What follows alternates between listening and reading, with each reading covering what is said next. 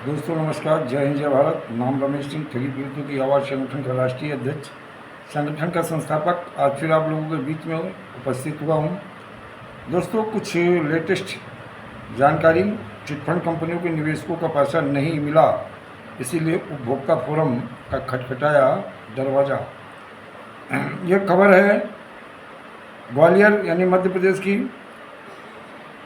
शहर सहित अंचल के लोगों से धन दुगना करने के लालच में अपनी कमाई चिटफंड कंपनियों में निवेश कर दी। निवेश के बदले उन्हें पॉलिसी भी मिली, लेकिन जब पॉलिसी पूरी हो गई तो कंपनी चंपत हो गई। लोग अपने पैसे के लिए शासन प्रशासन के पास गुहार लगाते रहे, लेकिन उन्हें पैसा नहीं मिला। अब अपने पैसा वापस लेने के लिए निवेशकों ने जिला उपभोक्ता विवाद प्रतिपोषण आयोग का रुख किया है। इस कारण चिटफंड कंपनियों के मामले की संख्या बढ़ी है। फोरम में जो केस दायर हो रहे हैं उन्हें 35% मामले चिटफंड कंपनियों से जुड़े हैं। शहर सहित अंचल 36 से अधिक चिटफंड कंपनियों ने कारोबार किया था। इन कंपनियों ने जब लोगों के पैसा वापस नहीं दिए तो प्रशासन के पास शिकायतें की। प्रशासन ने चिटफंड कंपनियों के कारोबार पर नकेल कस दी और केस दर्ज कर संपत्तियों की कुर्क कर लिया। कुछ कंपनियां ऐसी थी जिन्होंने सिर्फ अपने ऑफिस खोले थे, उनकी संपत्ति जिला व अंचल में नहीं थी। इन कंपनियों के निवेशक अपने रुपए को इंतज़ार में हैं। अभी तक वो इंतज़ार में है कि शायद हमें पैसा मिल जाएगा किसी न किसी रास्ते से, या जो सरकार ने जो कानून बनाया है उन कानून के तहत मिल जाएगा। केस नंबर 1 की अगर बात करें, महेश कुशवाहा ने सहारा आई सिलेक्ट योजना में 6,74,000 रुपये जमा किए। पॉलिसी की अवधि पूरी होने के बाद जब उन्होंने अपनी रकम वापस मांगी तो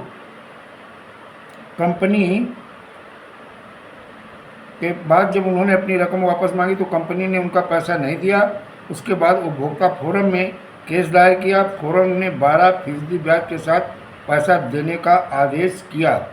दोस्तों, यहाँ देखा जाए कि आदेश तो हो जाता है, लेकिन पैसा फोरम के आदेश के बाद भी सबको नहीं मिल पाता है। बहुत सारे ऐसे आदेश हुए लेकिन पैसा नहीं मिल पाया।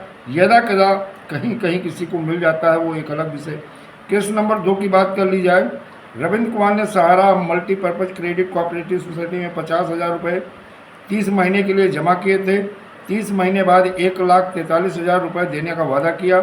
पॉलिसी की अवधि खत्म होने के बाद अपना निवेश किया पैसा वापस मांगा तो कंपनी ने नहीं दिया। उन्होंने फोरम में केस लगाया। फोरम ने 1,43,000 रुपये 12% ब्याज के साथ देने का आदेश दिया। यहाँ भी आदेश हो गया है। इनका कहना उपभोक्ता फोरम से पैसा देने के आदेश हुए हैं। इसका कारण लोग फोरम में परिवाद दायर कर रहे हैं। यदि कंपनी पैसा नहीं देती तो कंपनी के डायरेक्टरों पर जेल भेजने की कार्रवाई की जा सकती है।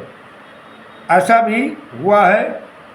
तो दोस्तों, देखा जाए कि कानून तो बहुत सारे बने हैं, जिन कानूनों को लेकर के लोग आज भी इंतज़ार कर रहे हैं। ये क्रांतिकारी कानून उन्हें पैसा दिला देंगे। लेकिन सबसे बड़ी बात है, चाहे सुप्रीम कोर्ट हो, हाई कोर्ट हो, उपभोक्ता फोरम के न्यायालय हो, सिविल कोर्ट हो या फास्ट ट्रैक कोर्ट हो, इन न्यायालय के बहुत सारे आदेश बहुत सारी कंपनियों में हुए, लेकिन कागज़ पे तो न्याय मिल गया, लेकिन रियल में अभी तक पीड़ित जमाकर्ताओं को पैसा नहीं मिला। और अभी भी बहुत सारे लोग विश्वास करते हैं न्यायालय पे और करके जाते भी हैं। अब कितने लोगों का वो विश्वास पूरा होता है, ये सब समय के गर्भ में है। अभी भी लगातार लोग न्यायालय के शरण में जा रहे हैं। सरकार, देखा जाए, हिंदुस्तान के इन 42 करोड़ पीड़ित जमाकर्ताओं को लेकर के इन चिटफंड के कंपनी की प्रॉपर्टी, कुछ कंपनियों की प्रॉपर्टी भी अटैच की, कुछ कंपनियों की प्रॉपर्टी सेल आउट करके पैसा भी आ गया। लेकिन जब भुगतान की बारी आती है, नंबर आता है, तो ये चिटफंड कंपनियां का जो पैसा, चाहे वो सेबी हो, चाहे ईडी हो, चाहे सीबीआई हो या लिक्विडेटर हो या अन अथॉरिटी हो, इनके पास पैसा तो है, लेकिन जब देने का नंबर आता है तो ये हाथ खड़े कर देते हैं और भुगतान नहीं हो पाता है। इसको लेके कहीं ना कहीं हिंदुस्तान के इस बार 42 करोड़ पीढ़ी जमा करता काफ़ी नाखुश और नाराज़ हैं सरकार की नीतियों से, और नीतियों के साथ साथ सरकार की नीयत से। अब देखना है कि इस बार लोकसभा चुनाव के पहले सरकार क्या घोषणा ही करेगी, या अपने घोषणा पत्र में इन चिटफंड कंपनियों का मामला लाएगी, और या घोषणा करके सरकार फिर भूल जाएगी। और निवेशक और अभिकर्ता दोनों नाराज़ हैं। क्या इस बार सरकार को सबक सिखाएंगे? ये आने वाला समय और समय के गर्भ में छुपा है, और सबको इसका पता चल जाएगा। दोस्तों, जय हिंद, जय भारत, वंदे मातरम।